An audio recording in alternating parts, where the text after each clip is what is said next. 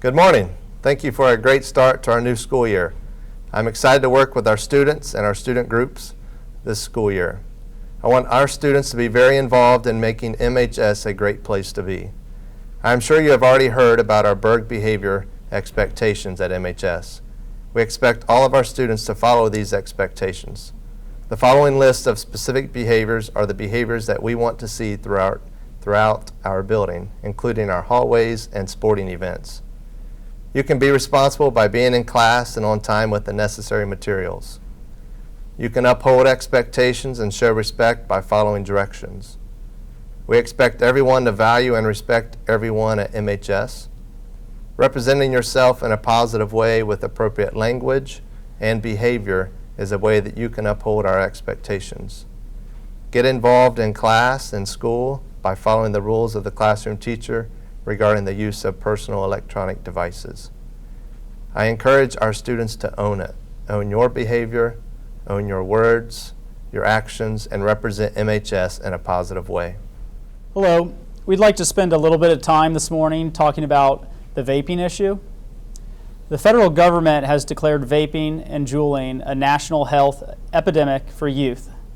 Studies are researching the dangers of vaping, and the U.S. Food and Drug Administration is currently investigating 127 reports of seizures after vaping. A single Juul pod contains as much nicotine as a pack of 20 cigarettes. What we 100% know about nicotine is that it is incredibly addictive. Once addicted, the majority of users spend a lifetime trying but never being able to quit. This year at MHS, we are going to focus on vaping. If you do it, don't bring it here. This year, a student caught with a vaping device, vaping liquid, or paraphernalia, whether using or possessing, will receive a 6-day suspension. Related to this, more than one student should never be in a bathroom stall at the same time. Such circumstances will result in school discipline.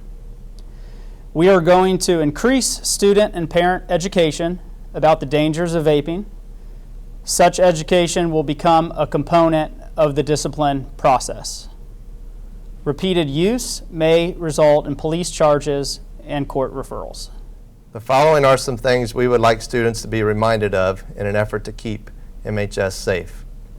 Never joke or talk about guns, shooting, killing, bombs, or anything similar. In the world we now live in, such comments will be taken with the utmost concern. The consequences might lead to enormous consequences for you and your future. We hate to see this, but we must take threats, whether true or false, serious for everyone's safety. With safety, if you see something, say something. If you hear something concerning, tell an adult right away. Don't wait. We would rather investigate something and prove it to be false than experience a tragedy that could have been stopped. There are many ways to report safety concerns. A list of ways can be found on page 7 in your student planner. Posting or reposting a concerning threat can lead to school discipline. It has the potential of creating panic. If you have information to share, report it. Don't post it. Please do not walk away from a staff member, especially an administrator or Officer COPSEY. More than anything else, doing so creates a safety concern. We are not always aware of where you might be going or what intentions you have. Just because we ask you to stop and come over doesn't mean you are necessarily in trouble. We ask that you cooperate with us in this matter so that a simple conversation doesn't turn into a major disruption, causing a scene. Another reminder, we've heard snitches get stitches. The reality is people are quick to tell on others, and this is good.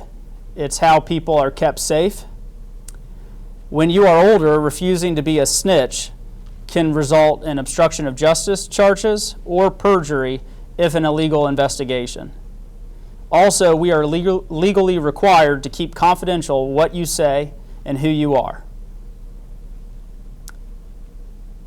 Working in schools, we've also learned that the vast majority of fights are because of peer pressure.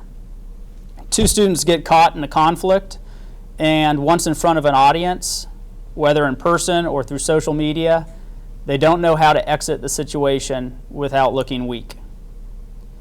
Unfortunately, friends, or so-called friends, encourage a fight so they can record it and be entertained at your expense. We have found that most students desperately want to exit a conflict that can result in a fight, but they don't know how to get out of the conflict. They really don't want to fight. And if you find yourself in this kind of situation, please let your school counselor or administrator help coach you on how to exit the conflict. Thank you. Thank you for your time, and thank you for listening. Have a great day.